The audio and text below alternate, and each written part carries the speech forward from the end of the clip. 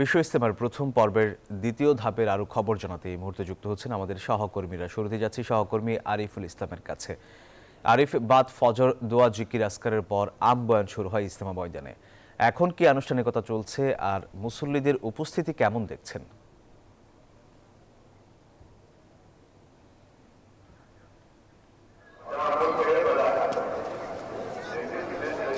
প্রায় 1 ঘন্টা ধরে পাকিস্তানের মাওলানা জিয়াউল হক বয়ান করছেন, আর জিয়াউল হকের বয়ানকে আবার তর্জমা করে শোনাচ্ছেন, বাংলায় তর্জমা করে শোনাচ্ছেন হচ্ছে বাংলাদেশের মাওলানা নুরুল ইসলাম।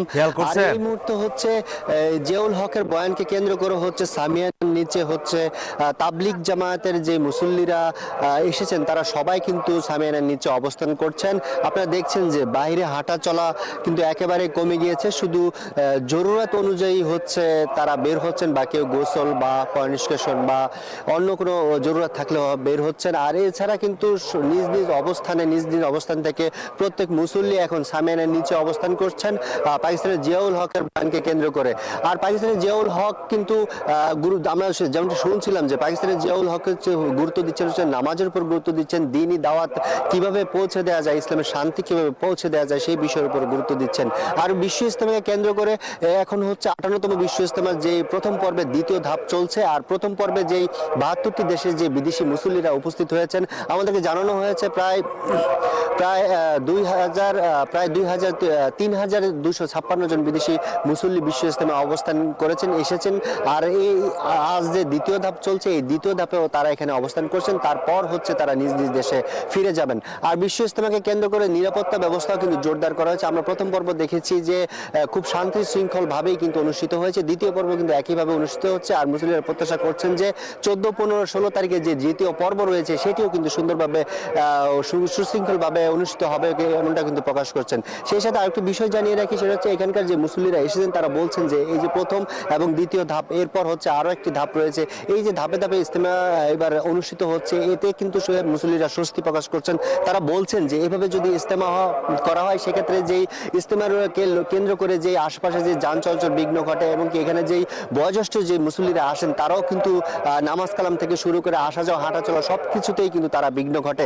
আর আরেকটি বিষয় জানিয়ে প্রথম পর্বে 5 জন মুসল্লির আমরা মৃত্যুর খবর পেয়েছি, বার্ধক্যজনিত কারণে 5 জন মুসল্লির মৃত্যুর খবর পেয়েছি, কিন্তু দ্বিতীয় পর্বে এসে কিন্তু এখন পর্যন্ত কারো ওই ধরনের কোনো বা মৃত্যুর কোনো সংবাদ এখন পর্যন্ত পাওয়া যায়নি। আর মুসল্লিরা হচ্ছে বলছেন যে বিশ্ব ইজতেমার যে ধাপে ধাপে যেই বিশ্ব ইজতেমা হচ্ছে, এই বিশ্ব ইজতেমায় কিন্তু মুসল্লিরা খুব স্বাচ্ছন্দ্য নিয়েছেন। তারা বলছেন যে এইভাবে বিশ্ব ইজতেমা যদি করা হয় সেক্ষেত্রে হচ্ছে তারা সুন্দরভাবে দিনই কাজগুলো এখানে বিশ্ব ইজতেমা মাঠে বসে কিন্তু করতে পারেন। এই ছিল আমার কাছে বিশ্ব ইজতেমা থেকে সবশেষ। আমাদের আরেক সহকর্মী আছেন নাজমুল আছেন হচ্ছে বিশ্ব ইজতেমার ঠিক উত্তর পাশটাতে। নাজমুল, আপনি জানাবেন সেখানে মুসল্লিদের অবস্থান এবং তাদের যে কর্মকাণ্ড সেগুলো সম্পর্কে একটু বলবেন।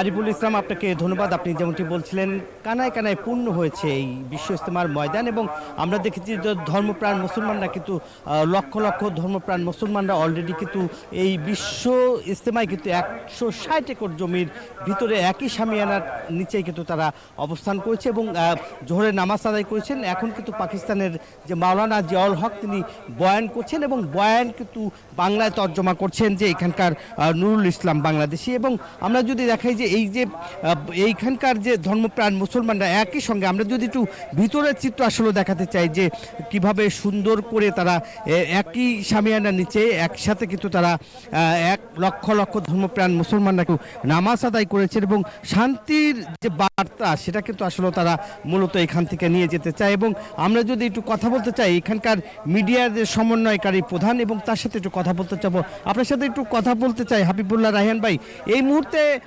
আপনাদের কি প্রস্তুতি রয়েছে?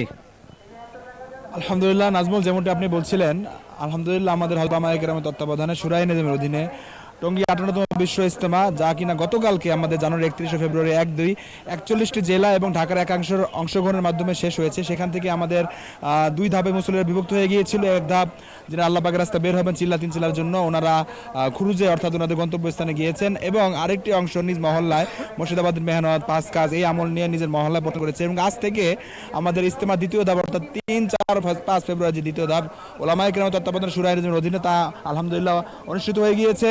এখন আমাদের মাওলানা জিয়াউল হক সাহেব বয়ান করছেন, আসরে বয়ান হবে, মাগরিবে আমাদের শীর্ষ মুরব্বী মাওলানা আহমেদ লাল সাহেব বয়ান করবেন। এই ধাপে আমাদের প্রায় 22টি জেলা এবং ঢাকার একাংশ অংশগ্রহণ করছে, এবং এই অংশ দিয়েই আলহামদুলিল্লাহ আমাদের টঙ্গী যে 160 একর জমিটা দেখতেছেন তা এখন কানায় কানায় ভরপুর। আপনাকে যেটা আমি একটু জানাতে চাচ্ছি, আসলে আমাদের নাজমুল, আপনাকে ধন্যবাদ।